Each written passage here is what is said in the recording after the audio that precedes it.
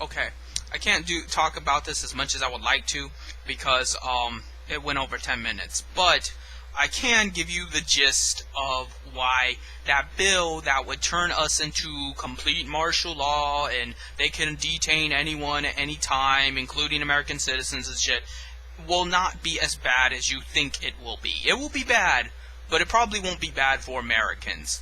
I think if nothing else, the United Nations would intervene, because why would the UN allow a first world country to treat its people like a third world nation? That makes no sense.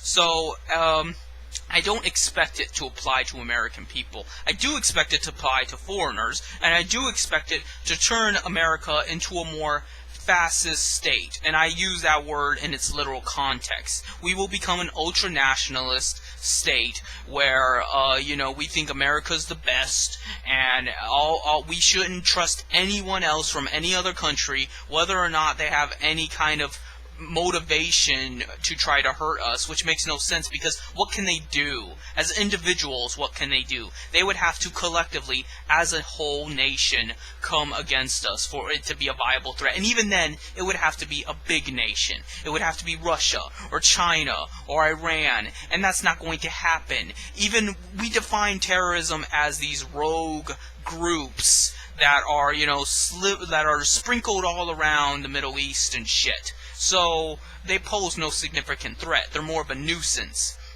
But regardless, and we know it's for money and shit, this little tree I've devised here is why it will not be bad for Americans. You forget your place as a voter. You think that the president is all that matters, and that's what the news tells you because they know you're stupid, and they don't want stupid people at the ballot box. But they don't want to discriminate against you because that would be too blunt. That would make it too obvious.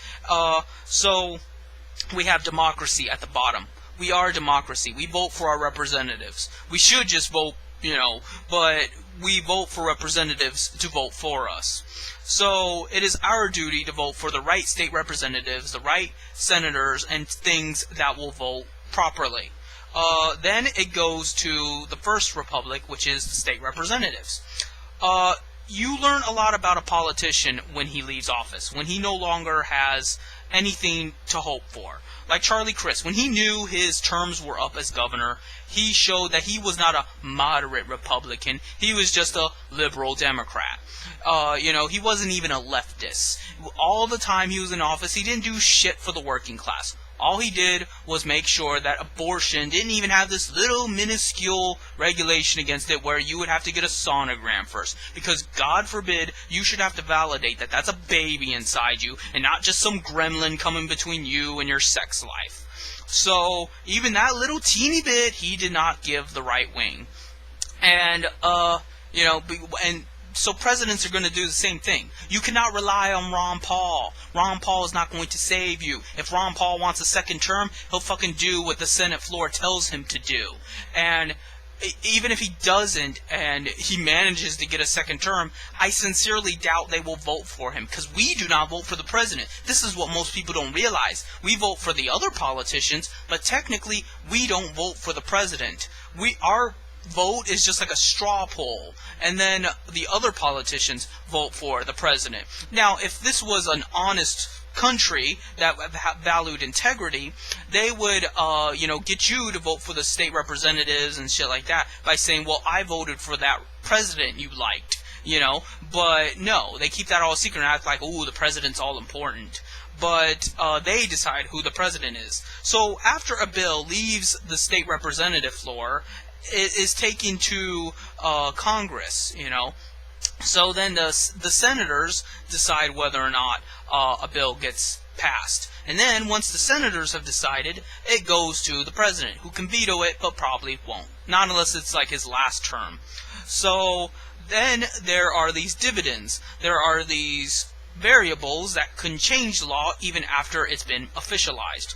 There is the states' rights, which all the conservatives rave about, and then there is the Supreme Court. As a federalist, as someone that believes in eventual globalism, I am for the Supreme Court. I am for a form of counsel that exists only to reinterpret the law after it's been passed to ensure that it doesn't go overboard. It doesn't hurt people. It doesn't hurt civil liberties.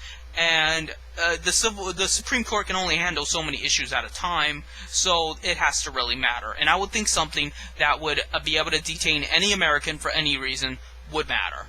So, but you notice all the conservatives hate Supreme Court. Then there's the states' rights, which is like the fucking forums. States' rights can just do whatever they want and interpret the law however they want and fuck everybody else, which is wrong. And it makes no sense to have a law if it's not going to apply to everybody equally.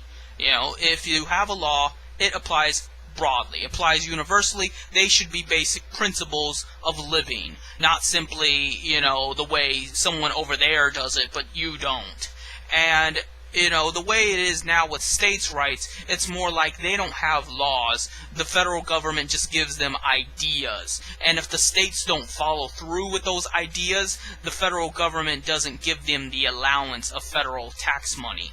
So they have incentive to follow those ideas, but they really don't have to. Now, states like Texas are probably going to do something really stupid and secede from the Union if this was as bad as it claims to be, which would be a self-fulfilling prophecy of turning into a rogue terrorist state that we would kick the ass of, just like we did in the Confederacy. Just like the Civil War, all these states will secede and they will get slaughtered, as they rightly deserve to. But, I don't know what else to say here. There are too many levels for just something that bad to just come about. Even despite people's ambivalence and ignorance and just their love for tyranny. They fucking love tyranny.